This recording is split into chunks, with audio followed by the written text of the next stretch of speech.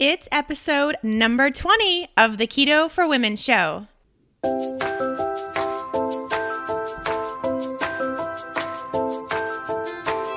You're listening to the Keto for Women show, and I'm your host and nutritionist, Shawn Miner. This show is designed to empower women to find their own expression of the keto diet to maximize their health and happiness. Now let's get started with today's episode.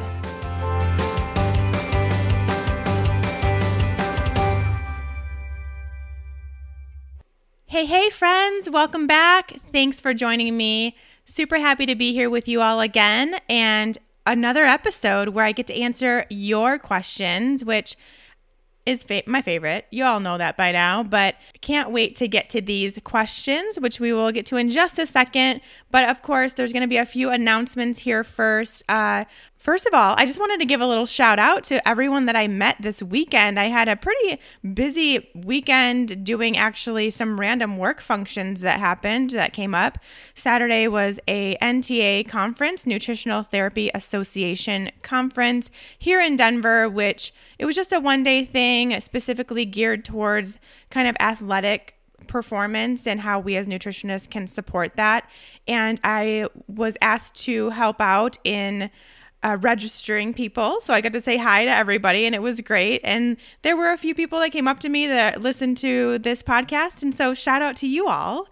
And then yesterday, I actually had a keto meetup talk. So went again down to Denver to my favorite restaurant in Denver, Just Be Kitchen. It's a 100% paleo restaurant. So that means it's all grain-free and dairy-free and refined sugar-free, soy-free, all those things.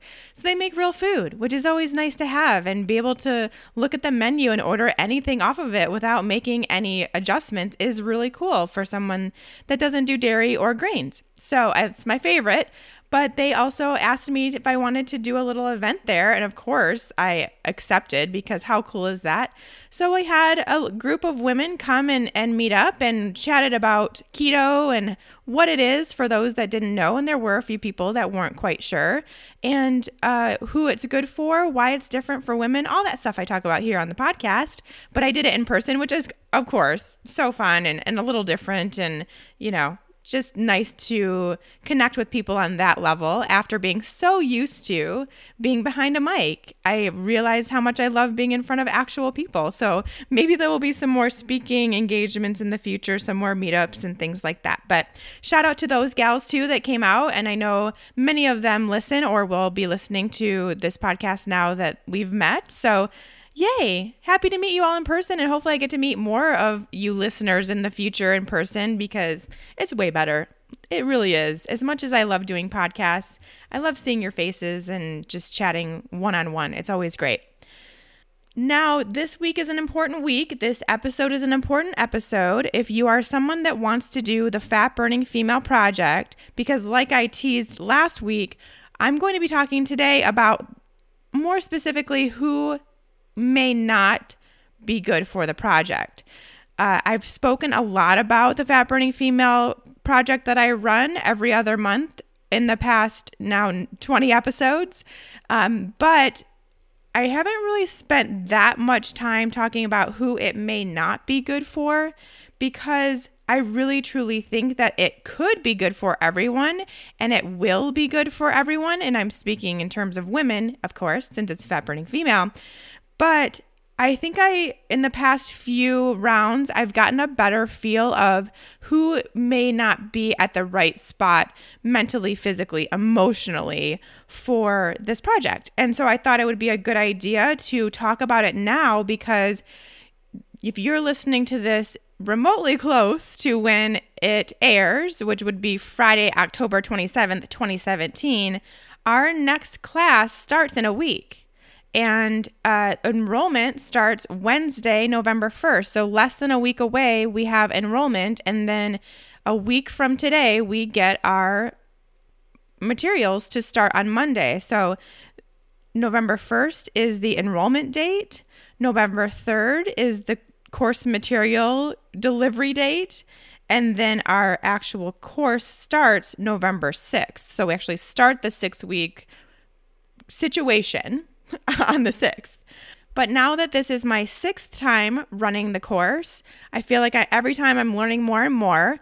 And in the past round, I learned a lot about some people that may not be ready for this. And I want to just be totally brutally honest, because I really think that it doesn't help either one of us for people that aren't right for the class to be in the class. And I think that you all would agree. You don't want to invest your money and time into something that you're not right for or not ready for.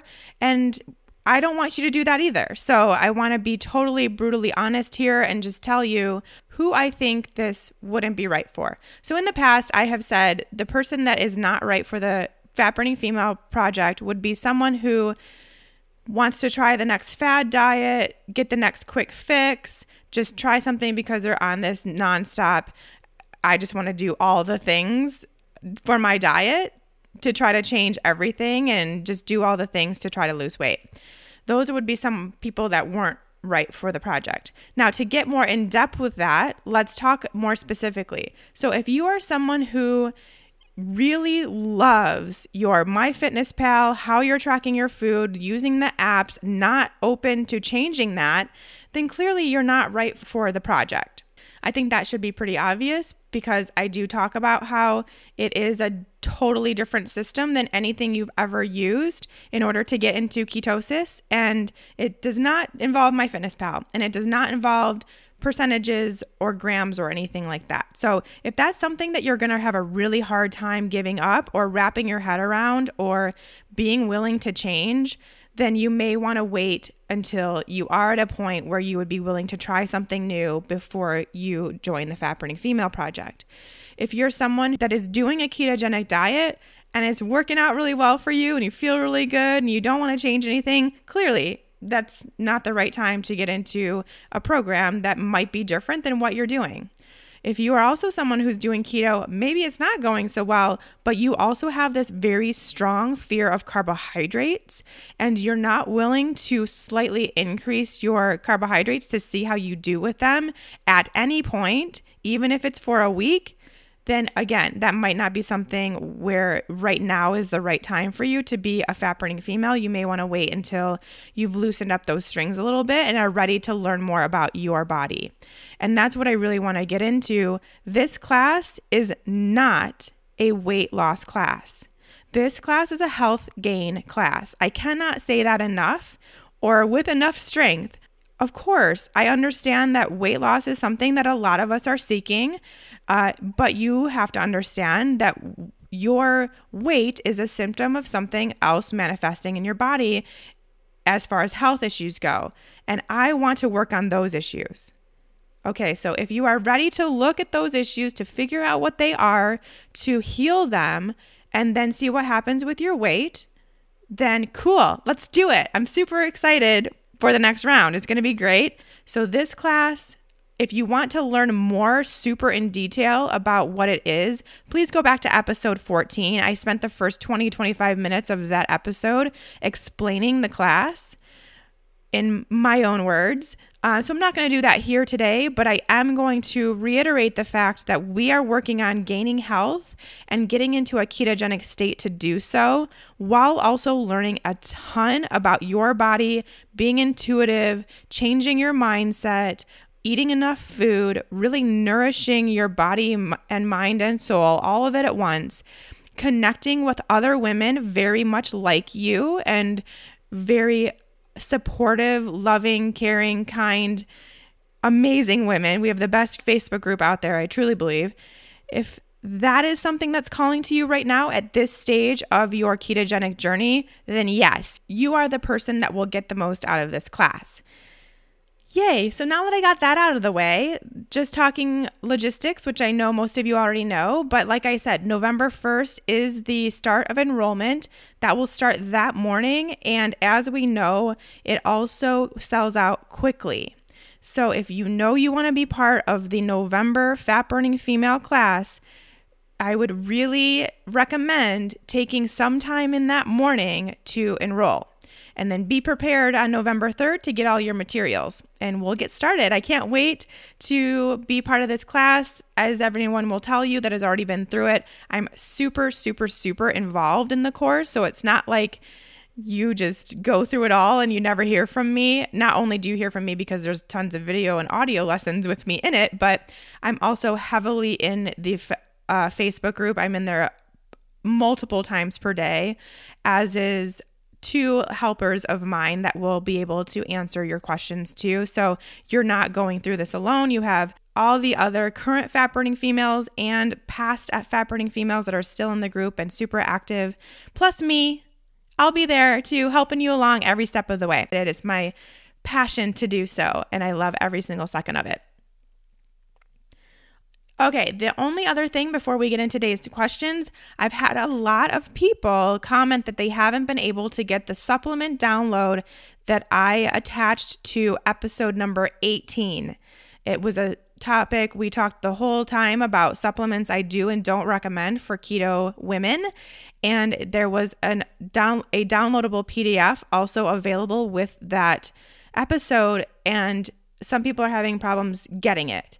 If that is you, it is a situation where sometimes when you enter your email address to confirm that email address, that confirmation goes to your junk or trash or spam or whatever you have that is kind of helping you monitor your emails. So you really have to go in there and look.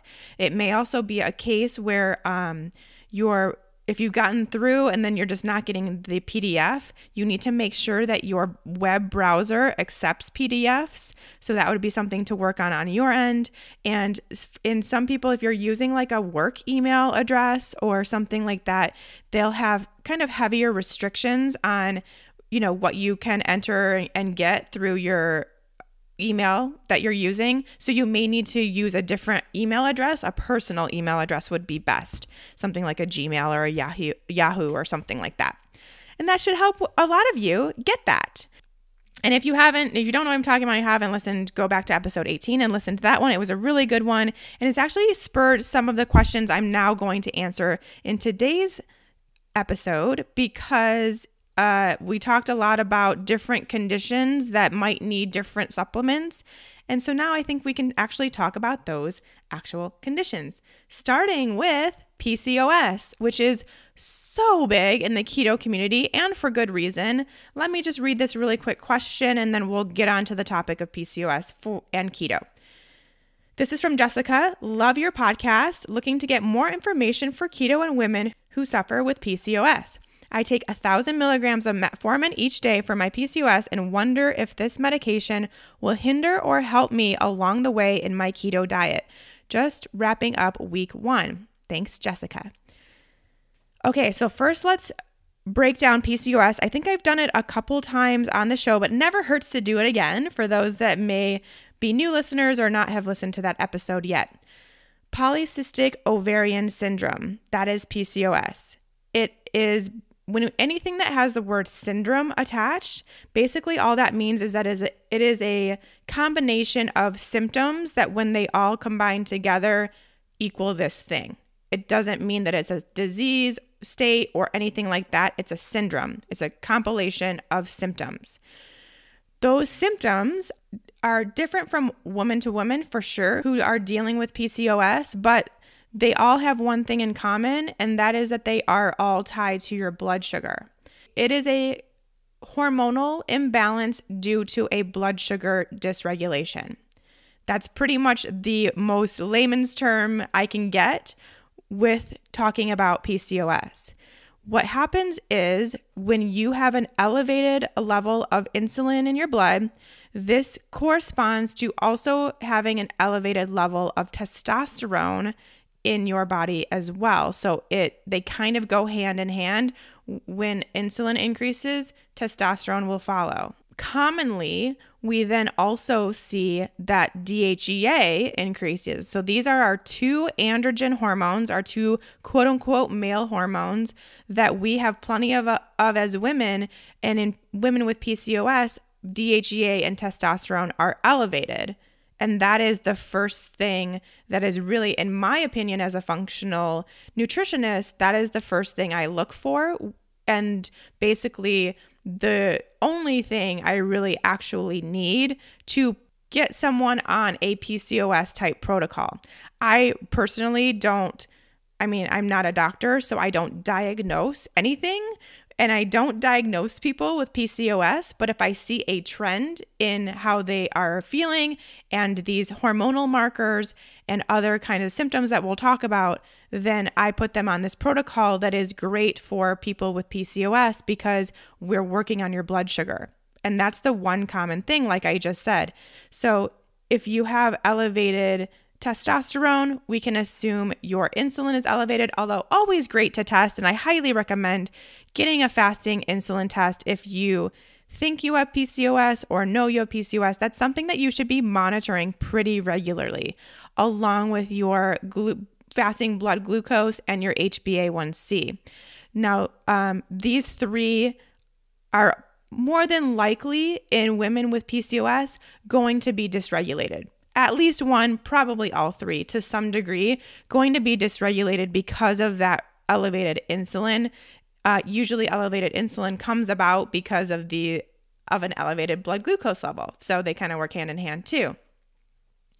Now, when you have these elevated levels of androgen hormones, so testosterone and DHEA, when those are elevated, you also have other symptoms that look like excess facial hair, thinning head hair, weight gain, acne or other skin issues, especially on the chin and jawline,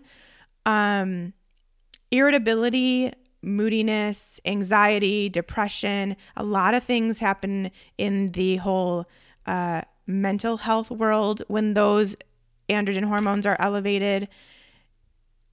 Fatigue, headaches, all that kind of stuff. Some of the stuff that just comes along with having hormonal imbalances in general. So I know a lot of women who are listening right now that are dealing with PCOS. They can totally agree with all of those, or at least many of those. Weight gain being one of the most common. And really the reason why is, yes, these hormones are out of balance, but also because you have a blood sugar imbalance as well. And that's what we really need to work on fixing. That's really kind of that root cause issue that's at the heart of what you're experiencing. And again, like I mentioned in the beginning when I was talking about the fat burning female, this is a situation, one of many situations where you are experiencing weight gain as a symptom of something much deeper going on. And so for me to create a program that's going to be like, here, lose weight by doing this is not going to get you anywhere to where you want to be. Or I could create a program, which I did, to troubleshoot those health issues for you, that blood sugar issue, get you to this point where you can heal your blood sugar, and then you experience these lessening of symptoms or the absence of these symptoms, hopefully eventually, once that blood sugar and those hormones are regulated. So that's why I come from this place of I want to work with women who understand that there's more to the story. There's more to what's going on in your body that's expressing itself as weight gain or acne or headaches or all of these things that we get quite commonly. That's my passion project right there. I want to help you get to that root cause. So that's what Fat Burning Female's for. Side note. So as far as PCOS, ketogenic diet, we know is the most effective, quickest, in my opinion, probably the best way to work on that blood sugar, to get your blood sugar regulated, to get your insulin levels down, which then in turn will also lower your testosterone levels and your DHEA levels. So we really need to work on that blood sugar. And that's why, keto, it's actually been studied, is a very effective, even in studies, way to reverse PCOS. Because of what it's doing to your blood sugar and being at that really nice, stable, steady blood sugar all throughout the day, not having these huge swings, not having this elevated insulin or this elevated glucose at any point throughout the day. That's what's important. And that's why people take metformin. So when you go to the doctor and you get diagnosed with PCOS, you will be put on metformin. Metformin is not a PCOS drug.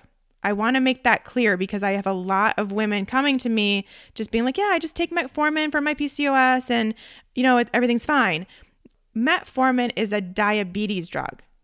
it is made for diabetics to take to help lower their insulin levels, their blood sugar levels, and put that into a normal category. So, like I said, it's also going to work for people, or at least that is what doctors will go to and have been taught to go to for PCOS as well, because it is a blood sugar issue. So I just want to make that clear. You are actually being put on a drug for diabetes, not a drug for PCOS, not a drug to balance your hormones. So keep that in mind. And if you are someone who has PCOS and you're on metformin, if that's what is making you feel really good, if it's worked for you and things are going really well, then awesome. But keep in mind that we are working on your blood sugar, and more than likely 99% of people with PCOS, you're not going to just get relief from taking metformin. You also have to do the work with your diet, which switching to a ketogenic lifestyle will do so, in order to really heal your blood sugar and not just rely on that medication. And if you're someone who's on it that wants to get off, you absolutely could work with your doctor for sure to do so. But you definitely could, because you have adopted a ketogenic diet and you've stabilized your blood sugar. I just want to make it clear what that protocol is that comes from your doctor. And I talked in episode 18 about ways that you can actually support yourself naturally or with herbal supports that would do a very similar thing to metformin, but aren't a prescription medication and aren't going to have these potential side effects that prescription medications do. So there is a way to do it in a more natural approach for sure.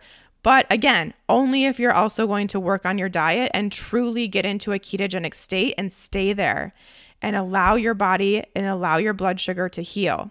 Now, keep in mind too that we are healing the blood sugar to balance your hormones out. So balance those androgenic hormones, DHEA and testosterone, which will come down as you work on your blood sugar and get into this keto state and stay there.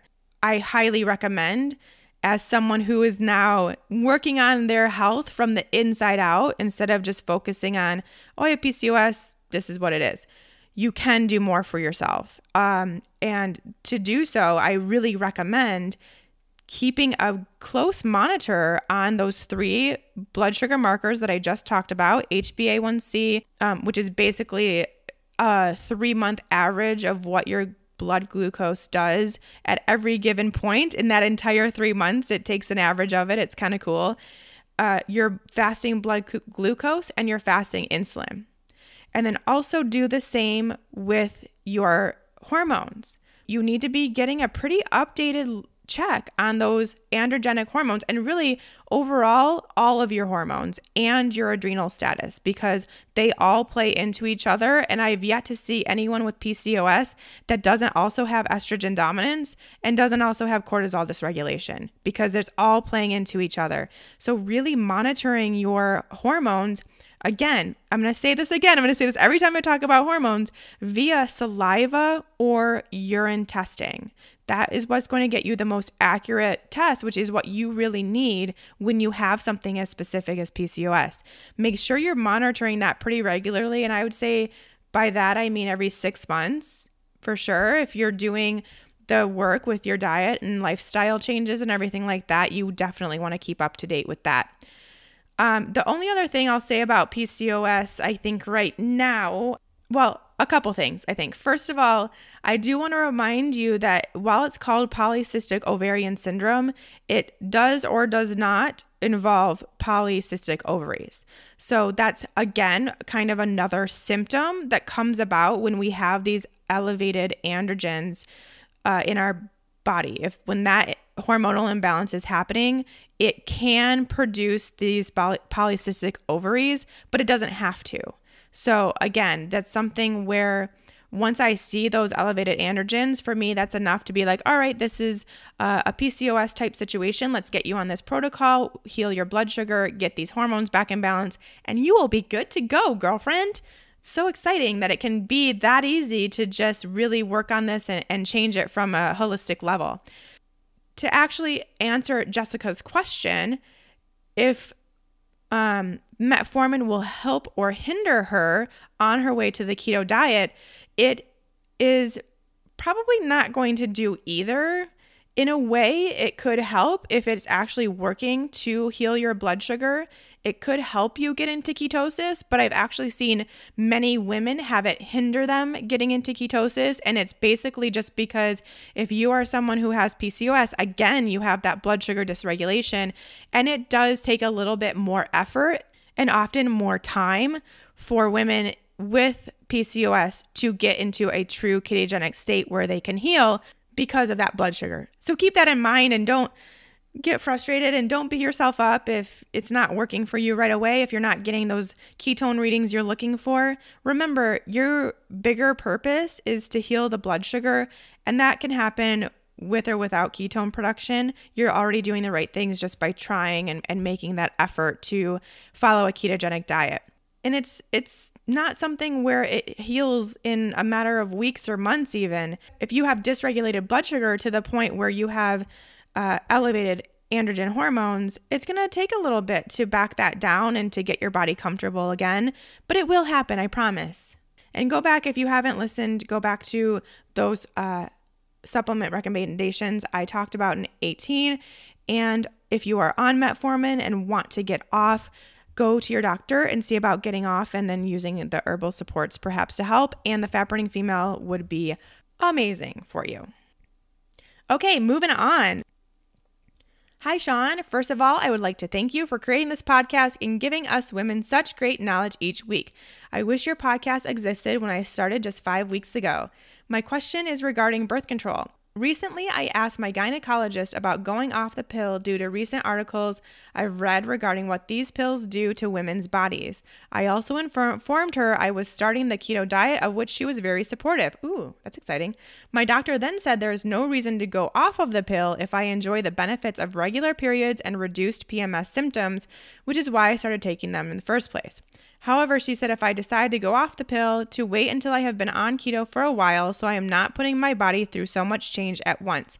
I have now been eating keto for 5 weeks and I'm feeling like I want to try to go off the pill. I'm concerned if this is too early still. Do you have any advice on this and how long I should wait? Thanks, Tanya. Okay, so Tanya has a great question that really, for me, just brought up basically reminded me that I wanted to talk to you all about birth control because I do have a lot of women looking to heal their hormones in the Fat Burning Female Project, but they're still using birth control.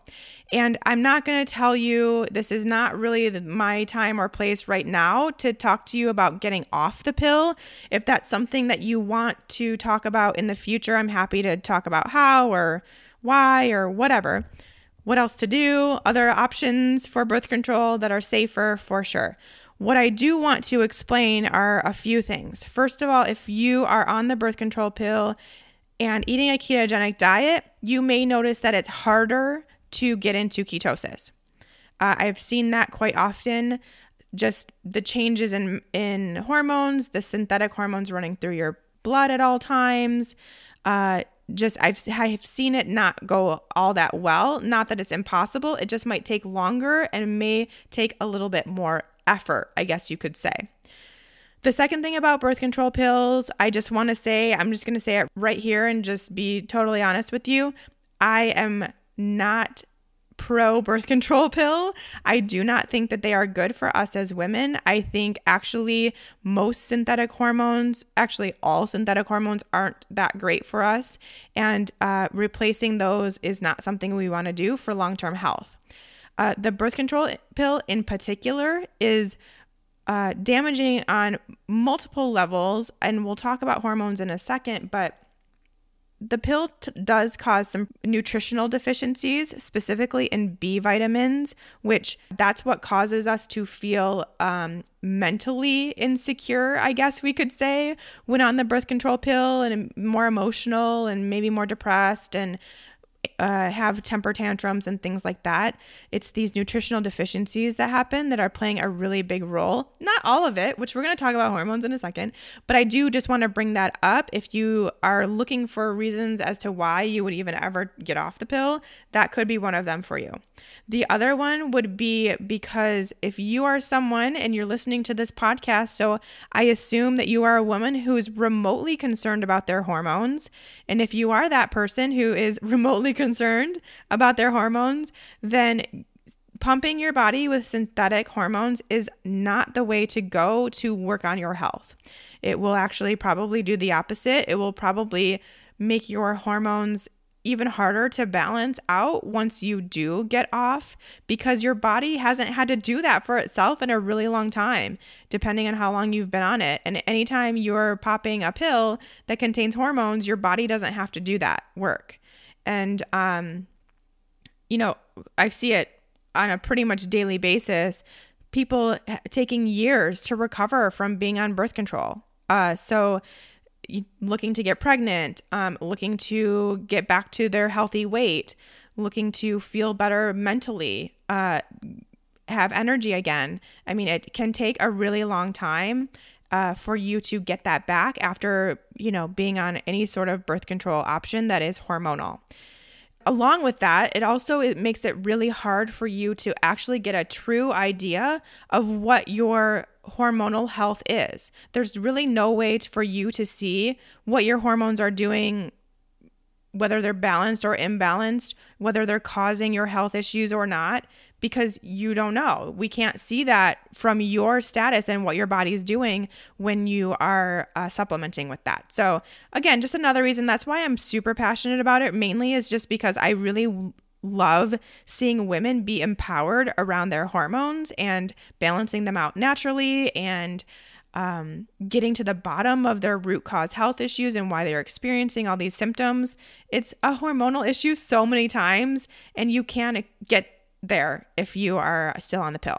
So that was my really long spiel of the day as to basically why I don't like hormonal birth control. But what I do want to talk about as far as Tanya's question is, first of all, how to monitor getting off birth control with keto. You can be keto and you can get off birth control all at the same time. It is not really a stressor on your body in either case. To get off birth control, you just don't start the next pack. Again, talk to your doctor before you do anything with your prescription medications, but that's pretty much all you do. You just don't start the next pack, and then you see what your body does naturally. Give it some time to kind of regulate itself, and then you can gauge your hormonal health from there. You can also just go keto, and it's also not that stressful on your body, especially if you're doing it in the fat burning female approach. It's a little bit of a transition, yes, but nothing super crazy, and will take that stressor right out of it. So no big deal. I do think that when her doctor said, I just wanted to point this out, which is why I had this whole conversation, that there's no reason to go off of the pill if you enjoy the benefits of regular periods and reduce PMS. Keep in mind everything I just said, and that's not something that doctors are trained to know or to do. So they don't know, they haven't maybe seen or read the research on birth control pills and what they can do for your nutritional balance and your hormones. So keep that in mind, that that's something that if you want to go off birth control pills, if it feels like maybe the right decision, it may not be something that your doctor promotes, but you can be your own advocate. You can do your own research. You can just, doesn't really matter what they want. It's your body. And if you want to get off and let them know that that's your decision and you're good. But don't fear being keto and getting off. It will only help the situation and will only help your body get back to a balanced status quicker by being in a ketogenic state when you get off your birth control pills. So great question. It was something I wanted to just make sure I brought up because I do have a lot of people, a lot of ladies in the Fat Burning Female Project and people I work one-on-one with that are still using birth control that don't quite understand the health impacts of that. And clearly we're all in this state of wanting to be the healthiest version of us, and that's going to put a damper on it. And there are plenty of ways to have birth control options that don't do so. Okay? Okay. Moving right along to another topic that kind of came up when I was talking about these supplements that I recommend, and that is no gallbladder. And this is really actually much more common in the keto community than I expected. Many people have asked me questions about keto without a gallbladder, so I'm just going to read one, but this has been an overwhelming question that I've had. This particular one is from Kara. I have a quick question about keto for women without a gallbladder. Wondering if this is something you might cover in a future episode. I eat a healthy whole foods diet and have a good supplement plan that includes digestive enzymes and probiotics. Hoping keto is okay for someone like me. All my best to you, Kara. Okay, so I think this is an interesting topic because I feel like there's a little bit of fear happening in the keto community or people that don't know a ton about keto and how it would work without a gallbladder. Because technically you are told if you don't have a gallbladder, then you don't digest fats well. And so increasing your fats to the level that we need for a ketogenic diet would be pretty scary. And a lot of people would tell you not to do so. However, if you actually look at the function of what the gallbladder does and how it all works, then you would understand that actually a ketogenic diet can be great for not having a gallbladder because, let me just explain the whole situation. So I think I've mentioned this in the past, but let's chat about it again. When you eat dietary fat, it is broken down by bile. So our liver produces this substance called bile, and it moves into our GI tract when we eat enough fatty meal, and it needs to be broken down. And bile will then do so, and we make fatty acids into which we can use for all of the amazing things that we need fatty acids for. The gallbladder's main responsibility is to store that bile. So the liver makes it, it gets stored so there is easy access. When you have a fat in your meal and you need that bile, it can just come right from the gallbladder and it's there, it's ready to go. That doesn't mean, though, if you don't have that storage mechanism, it doesn't mean you're not producing bile. You're still producing it. It may be just that your liver works maybe a little bit harder when you eat fat to get enough bile produced and flowing to break down those dietary fats. So the system isn't gone or done or anything like that.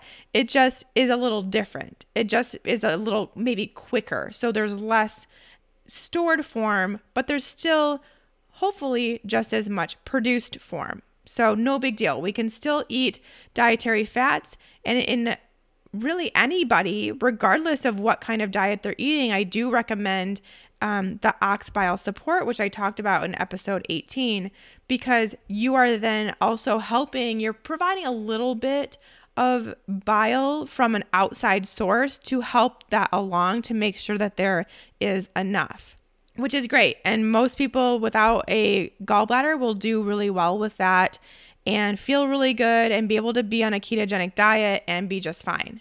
Now, why keto might be good for someone with no gallbladder is because when we eat dietary fats, especially good quality, nutrient dense, unrefined, extra virgin, grass-fed, all of the words that we use to talk about this high-quality, nutrient-dense ketogenic diet that we as Keto for Women follow, when you eat a large amount of those fats, we use those fats to help build bile. So we need good, high-quality fats that those fatty acids make bile, which also then the bile then goes to break down fatty acids. So it's this cycle.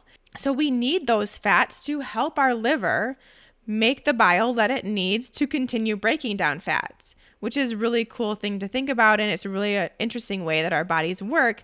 And so it can totally work for you. These excess fats are going to do good things for you as long as you're breaking them down. So that's where that ox bile does come in handy. I do recommend that. I've seen a lot of women actually get to a point once they are doing a ketogenic diet and have been following this high fat protocol for a period of time, they actually end up not needing the bile at all anymore because they've worked to cleanse their liver. They've worked to produce the bile needed. Their liver is working really well and really efficiently. And they actually find that when taking the ox bile, it's hurting their progress as opposed to helping it. And I think I mentioned that in the episode about the supplements. If you are someone without a gallbladder and you take ox bile and it helps, meaning that you have digested your fats, you're not feeling bloated after meals, your stool is a nice color and it doesn't float and it's formed, then that is a sign that that is really working for you. If you take ox bile and it makes your stools unformed or too loose, if it gives you more digestive distress than you had before, then you probably don't need it. Maybe you've gotten to that point where you can do without, and maybe you just need some liver support. And so that's really the next step. Everyone should also, like I mentioned in that episode, if you're listening to this and you are a keto lady, then you should be taking a liver support. The addition would come if you don't have a gallbladder, you'd be taking the ox bile support as well. But you may, without a gallbladder, get to a point where just that liver support is enough. And that would be if you again, have those symptoms, but the liver support is really just making sure that we're continuing to nourish our liver to get it to its absolute best capacity. And that's when you will have no problems making the amount of bile you need for your ketogenic diet. And that's really important for all of us to do, to make sure we have this awesome, super supported liver that will help our ketogenic diet, and the supplement I recommended will help with that. Now, of course, we should also be doing things in our daily lives to support our liver too, which is to reduce any and all toxins that you can from your life.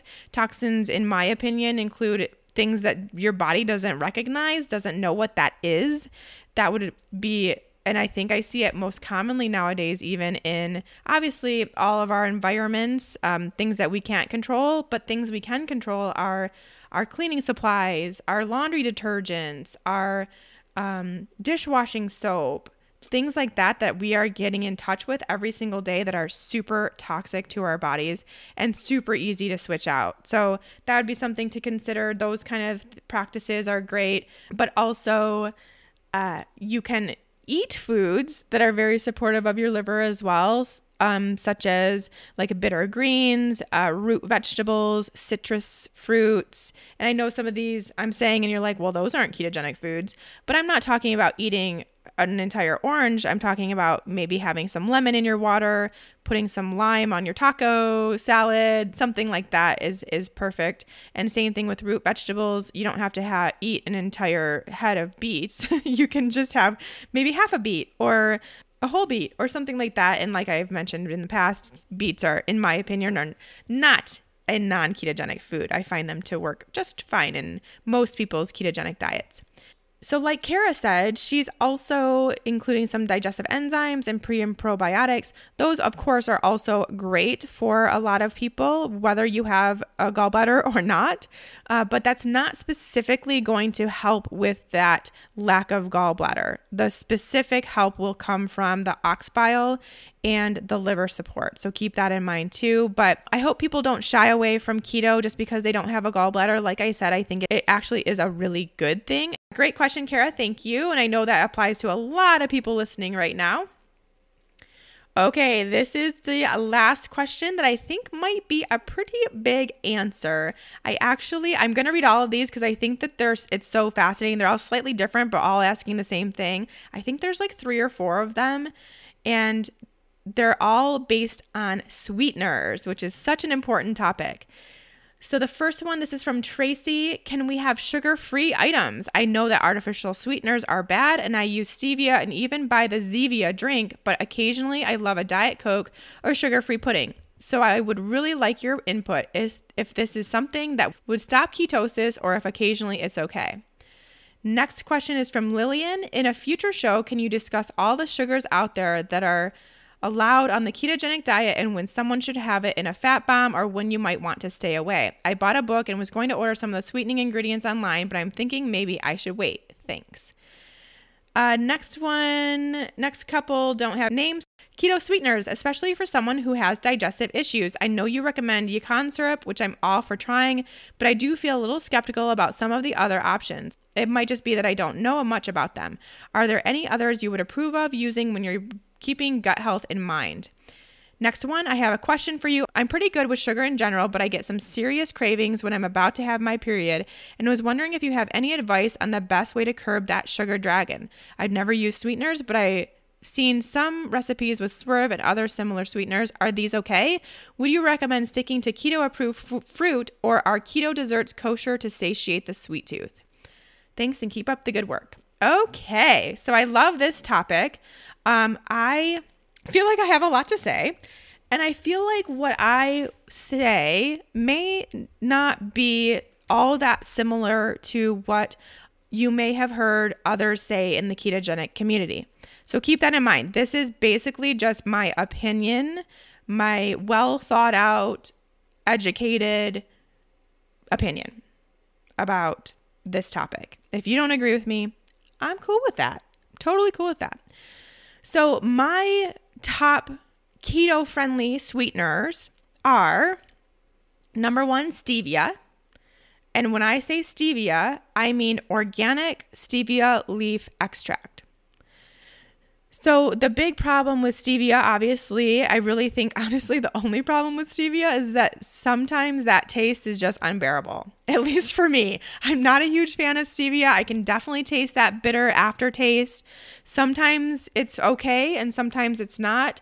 I've made several different dessert recipes with stevia that I have found I was able to disguise that aftertaste. So there's a couple of my fat bomb recipes and things like that I use stevia, and it's just fine. The reason why I prefer it the most, I guess, is because I think it's the easiest found to be totally clean, good ingredients, easy to find, easy to use. And for me, when I think of the sweeteners that I want to use overall, I think of, are these sweeteners something I can find in nature? And that really means, am I, in my opinion, and because this is something really important for my health and for everyone I help, their health too, I want my body to recognize it. I want my body to know what to do with it. I want to only eat real food, because that's what my body knows how to process and digest and get the nutrients from. And so, yeah, you can go into nature and find a stevia leaf and bite that leaf and it tastes sweet. And I think that's really cool, and that says a lot.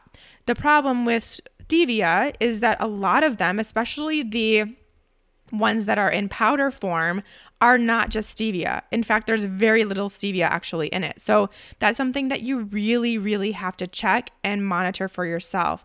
I'll put a link to the one that I use and that I recommend in the show notes of this episode, and you can check that out. But I really like to use and much prefer people use the liquid form, because then you can know that it's literally just stevia, organic stevia leaf extract. That's what it should say. My second favorite is Yacon syrup. This is one that I don't think is out there all that much, although I see some recipes here and there that use it, or hear some people here and there that use it, but I use it a lot. I've used it in probably 90% of my keto dessert recipes. Now, some people in keto might shy away from it because it does have a tiny bit of sugar, like actual grams of sugar. It's not 100% sugar-free, but that sugar we're not actually digesting in the same way as we would digest like table sugar.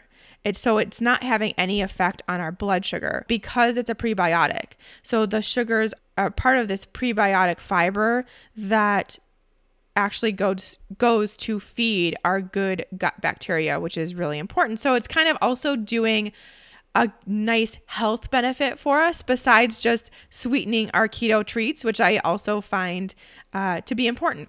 And again, this goes with my criteria of real food and can I find it in nature? And you can. It comes from a root that you find mainly in Peru, and it's kind of their main form of sweetener, and it's even used in that culture as a health tonic. So and for blood sugar regulation and metabolic regulation, believe it or not, which is crazy because it's like a sweetener. You wouldn't think that's possible, but that just goes to show how it's actually not doing anything to our blood sugar. So that's one reason why I like it. The other reason, I really like the taste. I think it works really well in most recipes. Like you cannot taste the difference of using yacon in a cookie versus using white sugar in that same cookie. It really has an amazing flavor and is easy to use in baked goods. It is comes kind of like molasses, so it is a liquid. It tastes a little bit like a very light molasses in a way.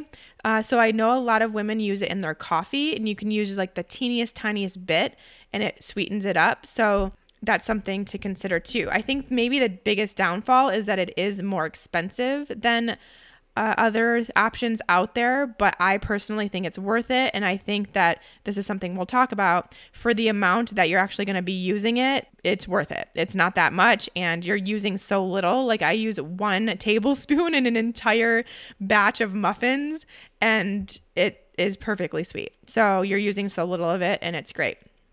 My third favorite would be monk fruit.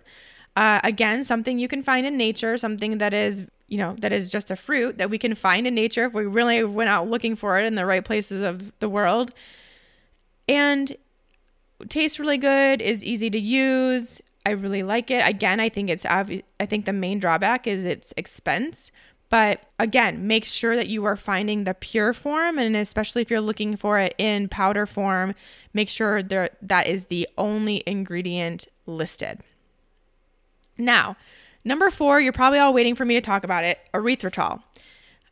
I really can't say that I am for it, and I can't say that I'm against it. I'm kind of a little bit indifferent about it. I don't think it's the worst thing in the world to use. I think anyone could use some of it on occasion and be just fine. It is found in nature in a way. It's derived from the natural sugars found in corn. And my only problem with that is that 95% of the corn that is grown is GMO. And so the likelihood that you're going to get GMO corn-based erythritol is pretty darn high. So you really need to look for it being organic, non-GMO certified in order for me to be okay with using that erythritol. And it's out there. It's definitely out there. So just make sure you're checking that on your label if you are using erythritol. Other than that, I think it's fine. I think my biggest concern when I see something like that is the sugar alcohol. However, some people say that because it is digested and absorbed for the most part before it even gets into your colon, that you don't experience the digestive distress that you do with most sugar alcohols, which is, one of the biggest problems with them. And while I think that that's probably true, I also personally have experienced having digestive distress after eating erythritol, and I've heard others experience that. So I don't know.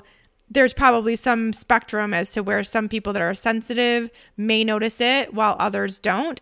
And for sure, if you have any sort of GI distress or gut health issue, something where you just don't feel like your digestive system is quite right, I definitely would not go the erythritol route. You can find all these others that are just as good, if not better, and use that. So it's not my first choice and not something I personally use when I'm making keto treats. So there's my status on that. Now, when we go up to the question about like Diet Coke or sugar-free pudding, those types of foods that you are getting in a packaged form, they contain like aspartame, sucralose, these sweeteners that, while sugar-free, are very damaging to your body, super toxic for you, causing more inflammation than helping anything, and causing this liver stress that we're trying to get away from. Also still having this effect on your blood sugar, whether you think it is or not, whether it says it is or not, it is. It just is. So for Tracy's question, is that okay sometimes, or will it kick you out of ketosis? Yeah, it's more than likely going to kick you out of ketosis or keep you from getting into ketosis, even if it's only occasionally. I highly, highly, highly recommend, if you truly want to get into a ketogenic state for health and stay there to heal, eliminating those foods that contain these, really toxic sweeteners. Now, I also am not opposed to like honey and maple syrup and coconut sugar and those kind of things that are more part of the paleo template. Those are used pretty regularly in paleo. But again, you can find them in nature. They're very natural. They have a lot of other micronutrients. So you're getting some nutritional value out of them. So I think that's really important. It's just, you would have to determine how you react and respond to those. I personally am someone that can have honey and still stay in ketosis. But many people are not that way. So you'd have to kind of gauge how you do and how you feel after you have those things, and if that's something that you want to add into your ketogenic diet. I'm totally cool with it if it is, but you have to do that own work for yourself. Now, I can't let this topic go without also talking about treats in general, because there's tons of keto treats out there.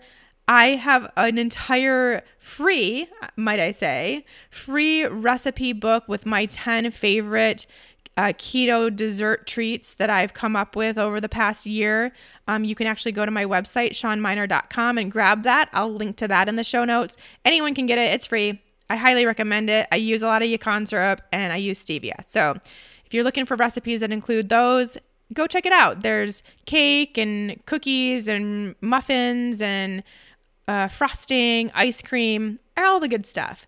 But take that with the note, and I say this in the book, that treats are still treats and there'll always be treats. So if you get to a point where you're making these keto cookies and you're having them every single day, well, that's not what you would probably do if they weren't keto. So treat that with the same mentality. Treats are great. Maybe you can make some cookies for your family and have a few on a Sunday afternoon, and that's like your activity. But if you're trying to heal your blood sugar, trying to heal your body, your hormones, your cravings, then keep that all in mind, that it is still a treat, regardless of if you're using stevia, Yacon. I see a lot of ladies either in the Fat Burning Female Project or as clients who are having trouble with ketosis or struggling or still having cravings or still getting hungry. And when I actually look at their food journal or actually ask them what they're eating, they're still having these sweeteners on a pretty regular basis. It could be a few drops in their coffee in their morning, or they're having chia seed pudding with stevia in it, or they're having keto cookies or something like that on a regular basis. And that right there is your answer.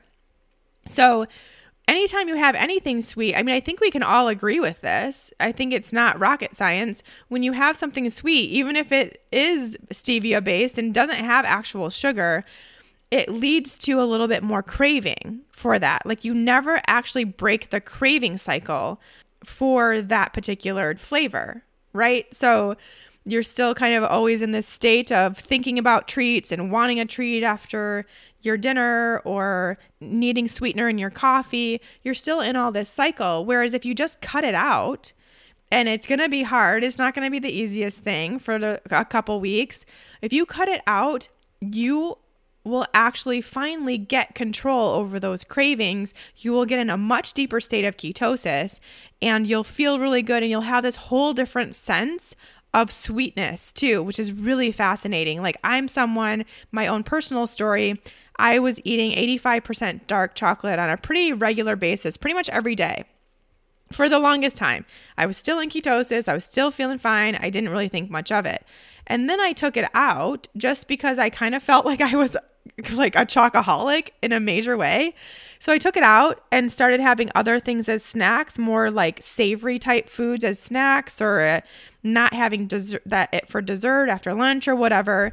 And then I went to eat it again a few months later, and it was way too sweet. Like I didn't even want it. It wasn't really appealing to me because it was so sweet. And so then I picked up the 100% dark chocolate, and now that's what I've been eating because I just like chocolate, and I do think it's a great, super easy snack for me that's high in fat and quick. So now I have the 100%, and that's satisfying. And it's really fascinating because I am someone who has a sweet tooth and always has. But now it's just completely changed, and my cravings for that are gone because now when I have something that's sweet, it's too sweet for me and it doesn't taste good. But I wasn't that way even a year ago. So just to let you know, it does happen. It really does help with your cravings and tolerances and what you want to eat and even your hunger cues. And all that is because we're also healing your blood sugar too, whether it is something that is a sweetener with sugar or not. So keep all that in mind. And yeah, totally go get my keto treat book. But keep in mind that that's a treat situation. If you're having friends over or you're having a night in with your significant other or something like that, and it's a special occasion, then have those treats. It's really fun. But they're treats, always and forever treats. And that's how they should be. Okay, I hope that helped. I probably forgot some of the sweeteners out there. So if you have a particular sweetener that you're using that you want me to comment on if it's good or not, let me know. But if you don't and you're willing to switch it up, then try those first 3 that I mentioned. Those are my top 3. You will love them. They're amazing, super easy to use, great for your blood sugar, and still get that little bit of sweetness when you need something. All right, that will do it for this episode. Don't forget to mark your calendars for Wednesday the 1st if you want to be in the Fat Burning Female. And I'll see everyone next week. Hey, lady, do you want to make sure that you are doing the ketogenic diet the right way for you? Do you want to make sure you're getting all of those amazing benefits that come with producing ketones and not putting any extra stress on your body? Then head to my website and check out the Fat Burning Female Project. We have a new class starting soon, and I'd love to have you be a part of it. Head to bit.ly/fatburningfemale. That's bit.ly/fatburningfemale. And make sure to sign up to get a notification of when the next class will be. Can't wait to see you there.